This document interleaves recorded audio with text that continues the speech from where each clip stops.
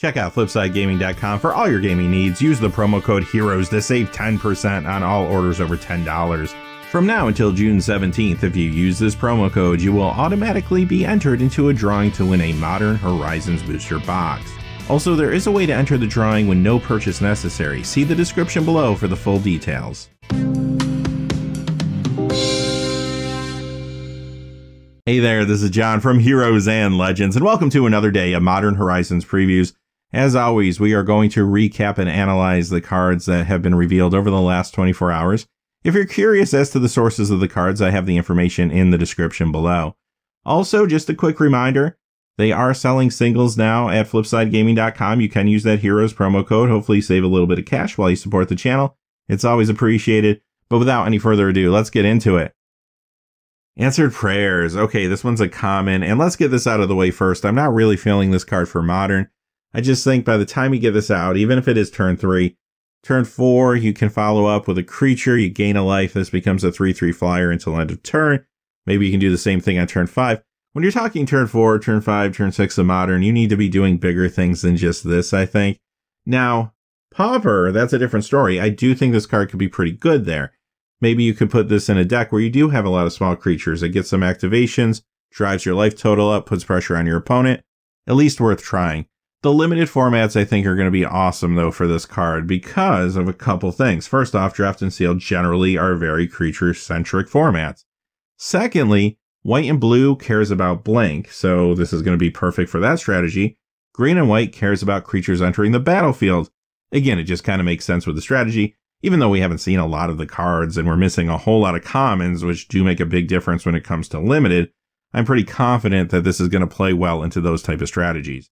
Commander, of course, there's so many different strategies in the format. There's some decks that would like this, though. Maybe, again, you're trying to blink or just bring a lot of creatures in or tokens, or simply just trying to gain life. Got to take a second, too, to point out that Seb McKinnon art, another amazing piece there. On Thin Ice, very reminiscent of Chain to the Rocks. Chain to the Rocks doesn't really see much modern play, and I don't really think this will either, honestly. But maybe it will see slightly more. And here's the issue with Chain to the Rocks. I think ultimately it's a very good card, but the way to get it to happen is a little narrow. You have to take this white aura and get it onto a mountain you control. In addition to basic mountains, you do have options like the shocklands that produce red. They also count as mountains, so that's kind of nice.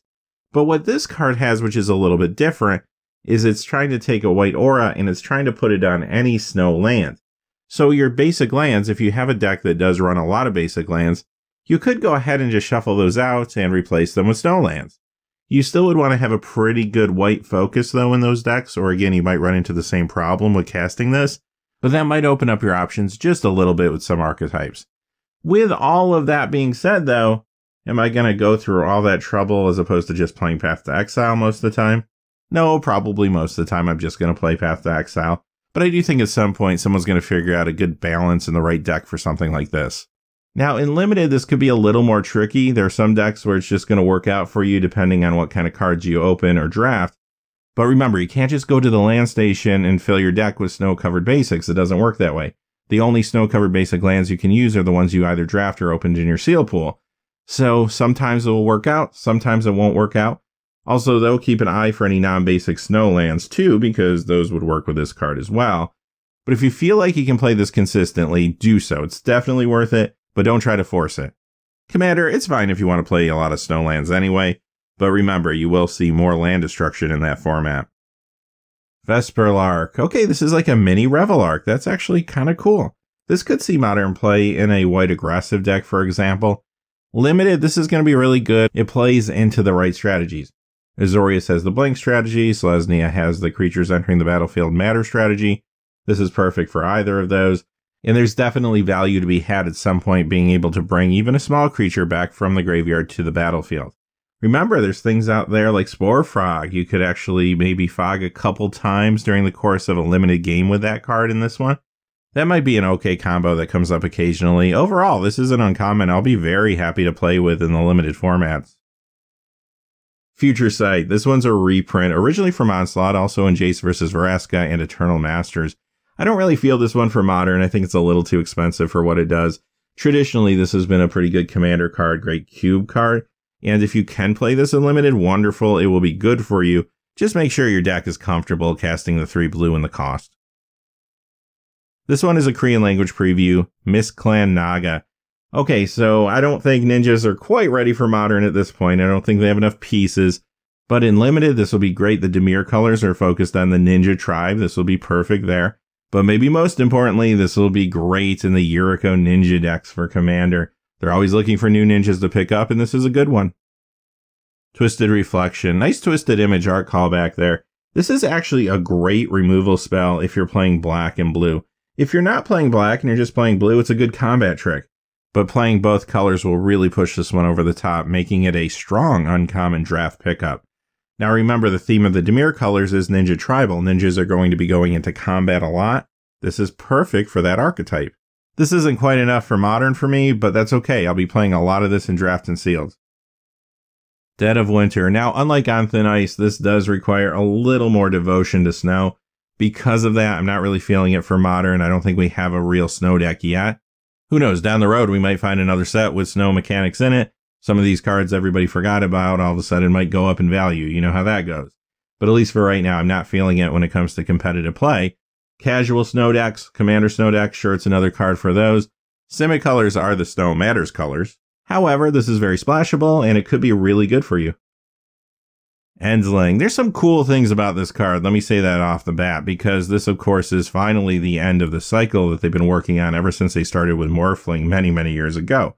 Secondly, the abilities interact pretty well together. Things like Menace are always going to be good, but the fact that you can give this Undying, but you can also bring the power up and the toughness down is interesting to me. Sometimes it could trade up in combat, and then you can give it Undying, it comes back. Not to mention the Death Touch activation. Also, if you wanted to protect it, you can dump mana into it to build up the toughness quite a bit. That's nice too, it gives you a really durable 4-drop on the battlefield. Now, unfortunately, I don't really feel this for Modern at this casting cost. I don't think it's doing enough in that format. It's a very fast format. It's a very demanding format. Even though this does give you options, I don't think it's quite there. When it comes to Commander or casual zombie decks, though, yeah, this thing is a zombie shapeshifter, so it's going to be good there by default. Draft and Sealed, this will also be great there. You'll be happy to pick it up. Obviously, you want to be a little bit devoted to black, so you can turn on those abilities on the fly when the right time comes along. But even if you weren't, it wouldn't be the worst card to play because it's still a 3/3 for 4, and even if you couldn't turn on those other abilities consistently, that last ability you can still pump with any type of mana, so that's kind of nice. Nether Spirit is back, and on the right side you're going to see the German language preview. On the left, for translation purposes, is the only other version of the card, the one from Mercadian Masks. It's got some new art, as you can see here. The original version will run you about $2. It's not an expensive card, but the foils are about $24, $25, so if you're looking for a cheaper foil, this could be your chance now. This does see a little legacy play in mono black control smallpox decks, usually like 1 in the main, sometimes 2 will make it into that deck. But is there a place for this in Modern? I would test it out in 8-rack. I think there's a chance that it could be good there. Now, when it comes to Limited, however, this is a bad rare to open because it's not going to do a whole lot for you. Draft and Sealed games, of course, are going to be very creature-centric. You don't want to play a 2/2 for 3 that you're not going to be able to recur from the graveyard. Unearth, another reprint here. This one was from Urza's Legacy and Masters 25. This card sees Pauper playing a couple of decks, so Pauper players will get another crack at this one. Could this see a little Modern play now that it's Modern legal? Well, it does work well with Lightning Skelemental, which we saw last week, which, if nothing else, will be a nice little combo you can play in Limited. But is that enough for a Modern deck? The thing is, we've had Claim to Fame in the Modern format, which the claim side is very similar to this card. It can get a creature converted mana cost 2 or less, so it isn't quite as strong, although it does have the Fame ability too. But this does have Cycling, which could make a difference. Cycling is a very good thing to have on a Magic card, so I do think there's a chance this could see some play going forward. Maybe some kind of Rakdos aggro deck or something like that. But like I said, if nothing else, this will be great for you in Pauper and Limited. But ultimately, we'll have to see where the meta goes with this one. Orscale Guardian. You know, a lot of these Gruul cards that care about lands in the graveyard have been interesting to me. I've been trying to think about how to work them into a deck, maybe with Scapeshift and Modern. But I'll be honest, the things Scapeshift does right now are pretty crazy. And I can't think of a new card, at least not yet, that is going to enhance what's already happening with Scapeshift. This is a good example of that. It's a cool card, but I don't really see it making it into Modern. Even with fetch lands, I think this is too slow. When it comes to Limited, especially Draft, this will be a good card. Those Gruul decks will be dumping lands into the graveyard. You might be able to get this out a little bit early. Also has haste, a lot of value here. Outside of limited, I guess it's another dragon for your dragon commander deck if you're looking for one.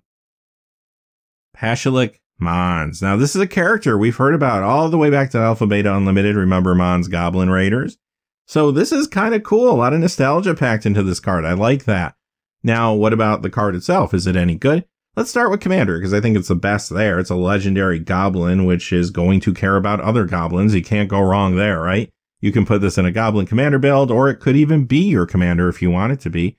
In Limited, we know Rakdos colors are going to have a lot of goblins in them, so this is going to be perfect for those strategies in Draft or Sealed, maybe more so Draft, but I think you can find value here in a Sealed deck too a lot of the time.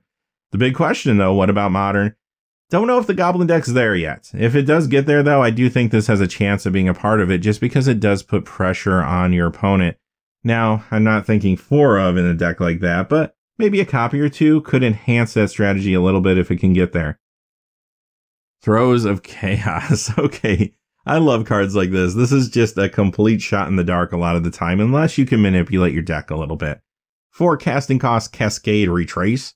That feels super rad and super fun.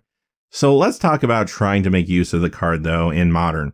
I don't think you just throw it in a deck because it's too high variance. But certain decks, of course, can manipulate the math a little bit, and I'm looking at you, Foretold Electrobalance. Maybe you could throw this in that deck. I would at least try it out.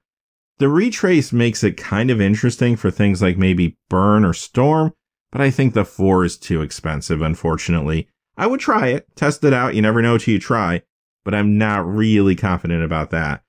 What about Limited? Yeah, you know, this will be fine in Limited. You're going to play this, hit into something, and then that Retrace will be useful. Again, especially if you're in Gruul colors and you want to get lands into your graveyard anyway, this will be perfect there. Just being able to pitch extra lands to Retrace is pretty great.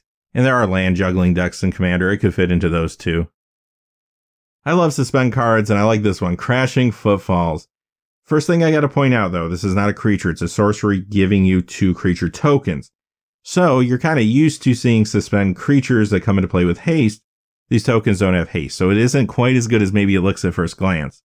Let's talk Modern first with this one.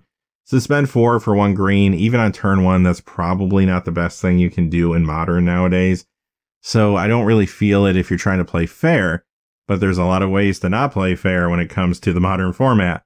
I'm thinking again about cards like Electro Dominance, As Foretold, Finale of Promise, Dreadhorde Arcanist, Bloodbraid Elf, anything with Cascade, really. When you start thinking along those lines, then yeah, I do think it has Modern potential. Again, maybe it could go into the Foretold Electro Balance deck or some variant of it, or maybe there will be a whole new Zoo-style deck that has ways to cheat this into play, like Bloodbraid Elf. Regardless, though, at some point you might be facing down these Rhinos in Modern.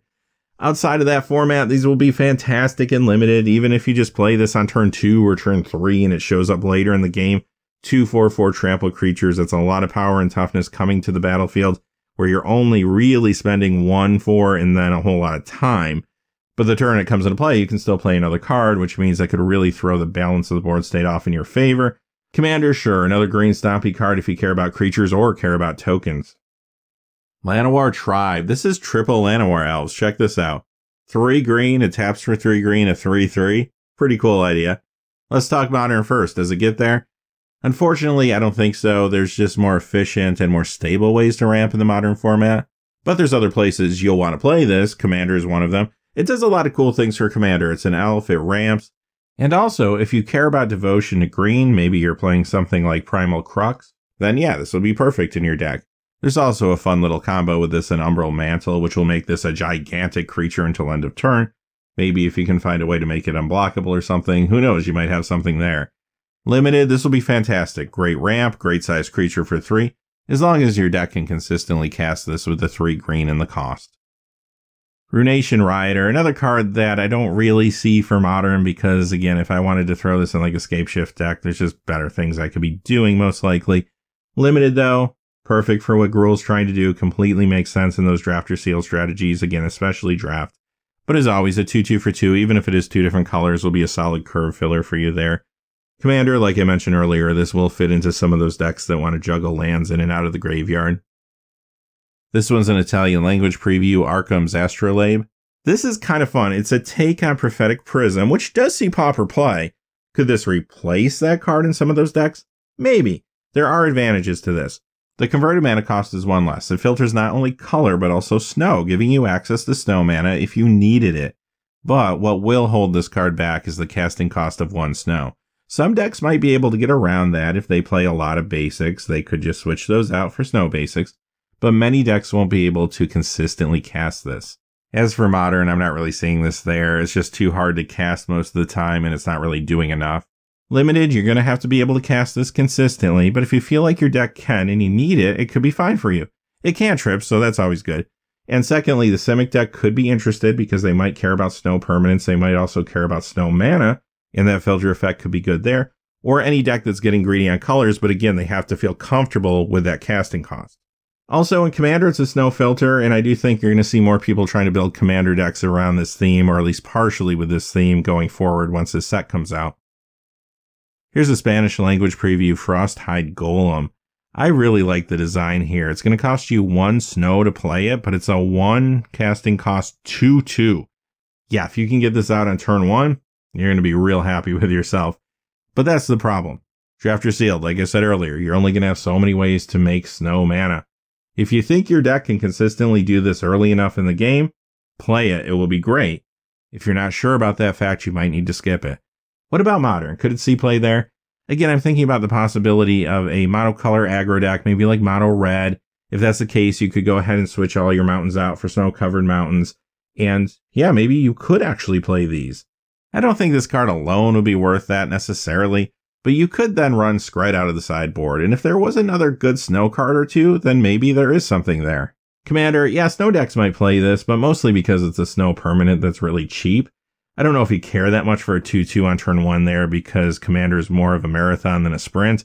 So the card itself isn't amazing, but a cheap snow permanent is at least interesting. Alright, with that being said, those are the cards for today. We're going to come back tomorrow. We're going to recap everything that happens over the next 24 hours. Until next time though, hey, thanks for watching. Please remember to like and subscribe and have a great day. Hey, thanks for watching. This video is made possible through the generous support of viewers like you on Patreon. Check out the description below for links to our Patreon page as well as our Amazon affiliate store, where a small percentage of all sales will also help support the channel. Finally, if you haven't had a chance yet to subscribe, hit that subscribe button so you don't miss any of the new videos on Heroes and Legends. Talk to you again soon and have a great day.